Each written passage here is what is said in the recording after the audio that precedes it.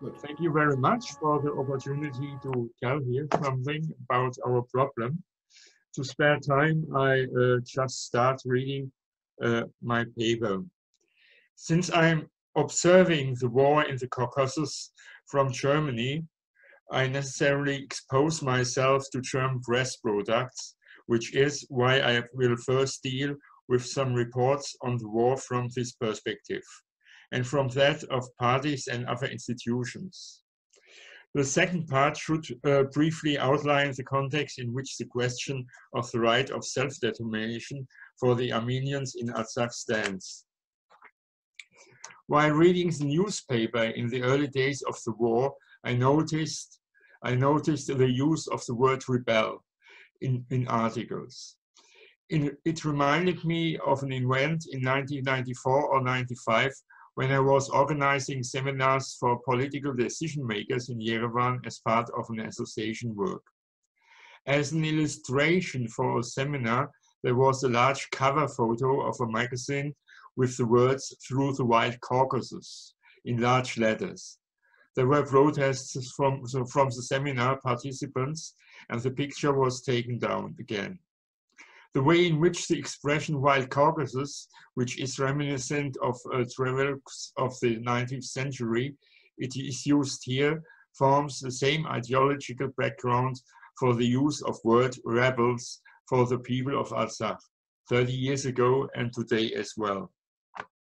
Deutschlandfunk reported on September 27th of new difficult battles between rebels of Armenian origin and the Azerbaijani army in Nagorno-Karabakh. Spiegel Online writes about fighting between pro-Armenian rebel groups and the Azerbaijan army. This is communicated by a spokesman for the pro-Armenian regional government in Nagorno-Karabakh. The Tagesspiegel from Berlin publishes a picture with the subtitle "Pro-Armenian Rebels Gather in Nagorno-Karabakh. Armenia has declared a state of war there."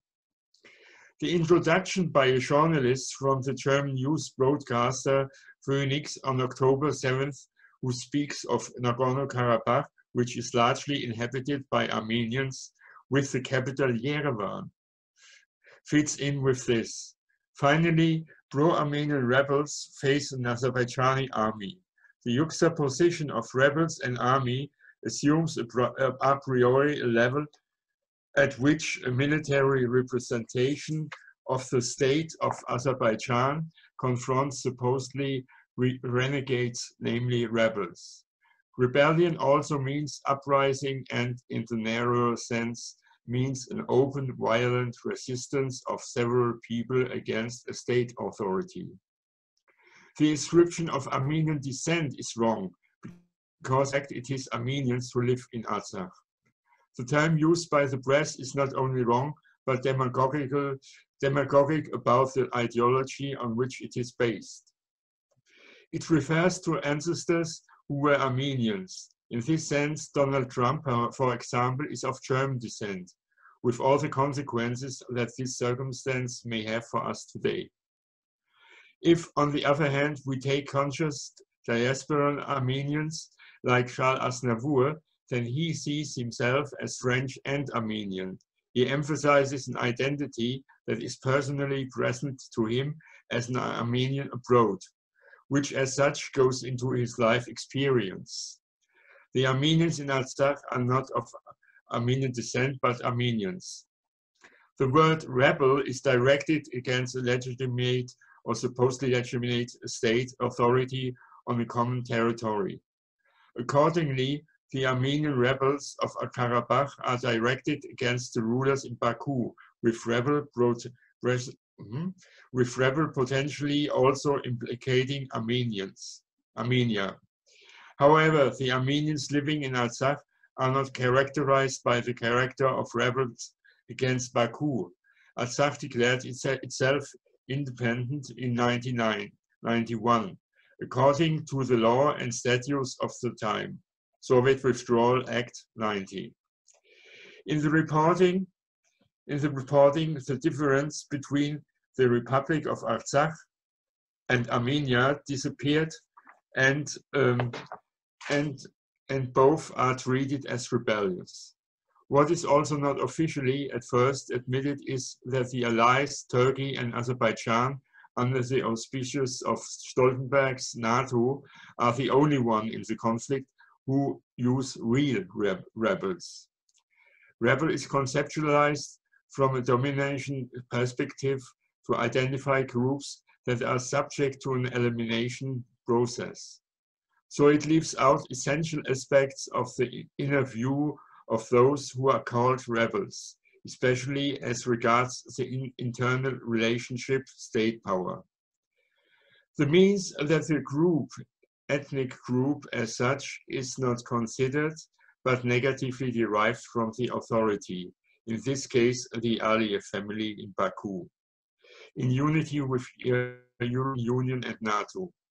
The use of rebel implies the construction of asymmetry between Armenians and Azerbaijan, which in turn is assigned by a symmetry. Both sides are asked to stop the fighting, which however ignores the question of the real arsonist, and both sides equally suspected. However, there are no reasons for Assad to attack its Azerbaijani neighbors, but the other way around, however. This brings us to the perception of what is going on in Karabakh in German parties. The characterization that Karabakh is occupied by Armenia is particularly virulent, but wrong. Only that which was not previously possessed can be occupied. The story of Karabakh occupied by Armenia implies that all Armenians who live there illegal. That means that every Armenian in Karabakh is one too many. That is the Azerbaijani interpretation of the alleged illegality of international law in all practice, along with Turkey. It is then not without a certain irony that the term occupation policy is particularly is in the vocabulary of the Linke, the German party. For Heiko Langner, employee of the Linke in the Reichstagsbuilding, Armenia must give up the, quote, occupation policy and return the 7 occupied territories around Nagorno-Karabakh to Azerbaijan, which were populated by the Azerbaijani before the war.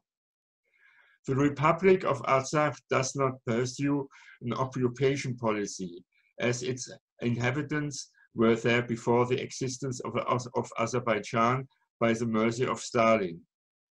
Regarding the security guarantees, it must be replied that Armenian autonomy under the Azeris Aliyevs is tantamount to a fairy tale, which has finally become evident with the Turkish-Azerbaijani warfare since September 27th. Significant for this is the fate of the Shuha cemetery in Nakhchivan as a formative example of culturally lived autonomy as part of the Armenian identity. It was razed to the ground in 1998. When Shah Abbas of Persia at the beginning of the 70th century attacked Shuha and deported the Armenians living there, he probably left ruins behind. But these and the said cemetery with its cross stones, monuments dating back to the 4th century, were preserved and remind us that Armenians lived there. But there is no sign of this in Azerbaijan's politics. A conscious journalism cannot behave neutrally by definition. It is obliged to other laws than to practice political sham diplomacy or political correctness, which would like to pretend a balance, a parity of mutual horror. In the mirror of such neutrality, however, one can actually see a lack of attitude and historical oblivion denounced. What about the significance of the resolution of the Bundestag in 2016, which equates to the recognition of the 1915 genocide? Anyone who has admitted this cannot behave neutrally in the current situation. This also includes the press. Neutrality towards a war of aggression by Turkey and Azerbaijan is synonymous with taking sides with them. The parity rhetoric or equidistance prevailing in German mass media serves as pseudo-neutrality for the Turkish-Azerbaijani war plans and is the vicarious agent under the coronavirus. The head of the office of the Böll Foundation, which is related to the Green Party, speaks of the fact that both Armenia and Azerbaijan are raising claims to Karabakh. Russia would have a special role in this. However, Stefan Meister, the director, adds that Turkey has now joined the group and has brought new rules of the game with it. Meister seems to accept this sacrosanctly without pointing out that Turkey and Azerbaijan do not heed the old rules of the game. It is a war of aggression that is contrary to international law. It is also pathetic that the spokesman for the foundation initially criticized Armenia's alleged behavior in violation of international law and did not mention the actual violators of the law, Azerbaijan, Turkey, with the EU and NATO in the current war. Quote, "This is an Armenian-Azerbaijan war that we have here. These external forces, Turkey and Russia, have a certain influence on this conflict, but they do not decide when this war will end. It is these two actors, Armenia and Azerbaijan, quotation end." This is exactly the argument that the Wahl pursues. While the Karabakh conflict was described as an internal problem of the USSR 20 years ago, which was given an international character after the declaration of independence by Karabakh, here too the conflict is only limited to its internal dimension, and these preceding aspects were neglected. International conflict, Russia, the USSR, and Turkey created an internal problem that was not only revealed again after 70 years. Ironically, the Social Democrats declared the rules of the game as early as 1998, which Meister described as novel. In their paper called Future Regional Caspian Sea, published at the time, the Social Democrats contrast the energy resources that are attractive in this region with the systemic conditions that can be found there. Among other things, large corporations such as British Petroleum help with the exploitation of mineral resources. They are actually active in the removal of resources. Siemens and Rothschild are named to highlight their activities in the area during the first wave of industrialization at the beginning of the 20th century. Connection between political stability with human rights while exploiting resources appear hypocritical, since while BP is transporting oil and gas in Azerbaijan, German weapon parts are used building Turkish and Azerbaijani warfare technology. Behind the supposedly neutral stance of the federal government, there are solid energy and geopolitical interests for which one is also willing to assist a mass murder. The Social Democrats in '98 recognized another problem. A north-south flank can arise against an east-west flank. The USA, Turkey, Azerbaijan via Georgia versus Russia, Armenia, Iran. A situation that the former defense minister Rühl from the CDU in those years mentioned as an interventional case. Perhaps the corridor that is currently about to be bombed. Haik Demoyan, former director of the Yerevan Genocide Museum Institute, quotes NATO Secretary Jens Stoltenberg on his forum page, whom he told Erdogan, quote, "Turkey is a valuable member of NATO, but I also expect Turkey will use their significant influence in the region to reduce tensions." NATO, as part of the military-industrial complex, is jointly responsible for the efficient recovery of raw material. With his sentence, Stoltenberg creates an equivalent scope for himself and the Turk despot in which both sides can act adequately according to their own specifications. The shown contradictions, which are connected with the use of rebel, continue in the argument about the respective allocation of the right of self-determination and international law. The Armenian in Artsakh is denied the right of self-determination, and he finds himself as a rebel against international law.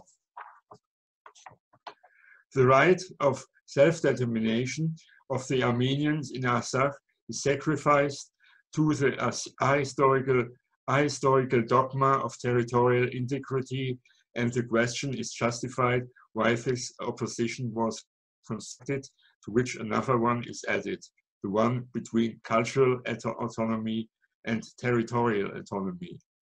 This was preferred by Stalin because it unites the nation in one territory and thus strengthens the class struggle.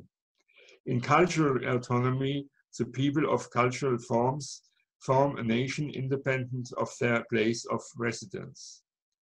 Therefore, only the form of territorial autonomy is worthy of support for socialists. In the case of Armenian culture, culture does not dissolve into territory, though the reduction of cultural autonomy to territorial autonomy is not allowed. This can be shown by Stalin's false assumption when he says that cultural autonomy promotes dispersion. Armenian culture shows that its autonomy does not promote dispersion, but it's conversely its historical expression. Armenian history, in Khoronadzhi's words, means history of Armenia and history of the Armenians. The dynamics of the resulting tensions is what makes the Armenians dispersing. On the contrary, among the Azerbaijani, it is the case that there can be no cultural autonomy because the history they create can only refer to territory and swallow the history it contains.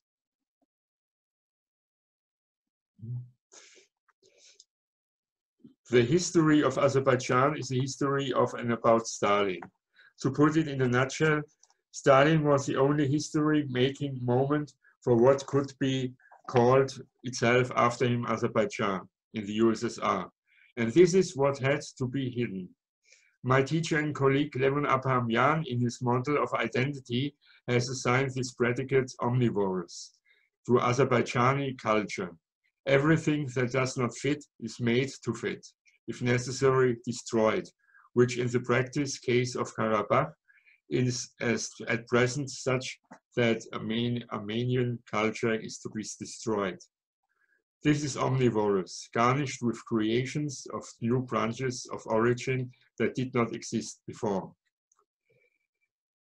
The history of Azerbaijan is constructed as an Azeri or topocentric teleology, which casts a historical grid from the present about territorial, social, and political developments of the region and its inhabitants, and measures Armenian culture against it. Methodically, the histomat's career is based on a Leninist-Stalinist model, but at the same time one falls behind him. While in the histomat, the societies were analyzed with regard to their historical development towards communism, in the Azeri version, the historical part is partly completed, ignored in its development stage towards Azerbaijan. For Azerbaijani scientist Mamedova, Azerbaijan already exists in the 10th century.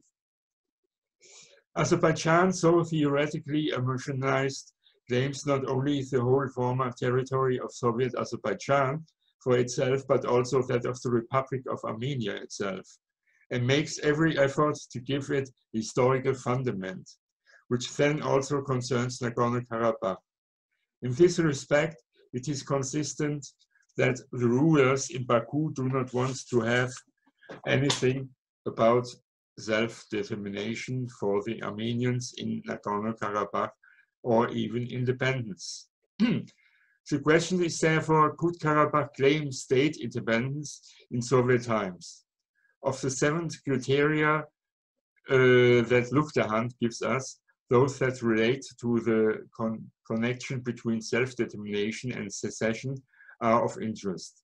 Independence could be demanded because the people of Karabakh can claim the highest intensity level of the self-determination, secession of Azerbaijan for themselves. Its limitation to the status of national minorities is not in proportion to its legitimate interest in development and protection on the other hand. Article 72 and 78 of the Soviet Constitution form a paradox, which Suren Solyan explains. First and foremost, it concerns Article 72, which determines the right of a Union Republic to withdraw from the USSR, as laid down in the USSR Constitution and based on the principle of self-determination. Experts reduce its scope of application to the Constitution of the USSR, forgetting, however, the laws of the USSR that regulate the legal mechanism of implementing constitutional norms. In particular, it is far too little known that the Soviet law of April 3, 1990, on the order of revolution of issues relating to the withdrawal of Union republics from the USSR provided for the right to self-determination not only for Union republics, but also under certain conditions for autonomous and compactly living ethnic groups. An objective factor is a historical, ethnic, political, and cultural classification of the territory, or rather the settlement area of Nagorno-Karabakh, as well as its status within Azerbaijan within the framework of the USSR. Subjectively, there are frequently recurring acts of will that express with sufficient clarity the desire of the Armenian population for self-determination. What stands out, finally, in Luchterhand's statement on the application of international law in Karabakh question is that he does not strictly oppose the right of self-determination in Lenin's version to the Charter of the United Nations, but rather place it in a line of development with it. This is of particular interest to an ethnic perspective of Armenia, since not only the Stalinist nationality policy has come over it, but also the aforementioned UN resolution, which must accordingly be considered together. The UN resolution represents a breakthrough in terms of recognizing the legal validity of the right to self-determination. The resolution was integrated into the Human Rights Pact of the UN on December 16, 1966. And precisely in this sense, it applies to Armenians in the Republic of Armenia as well as in the Republic of Artsakh. Thank you.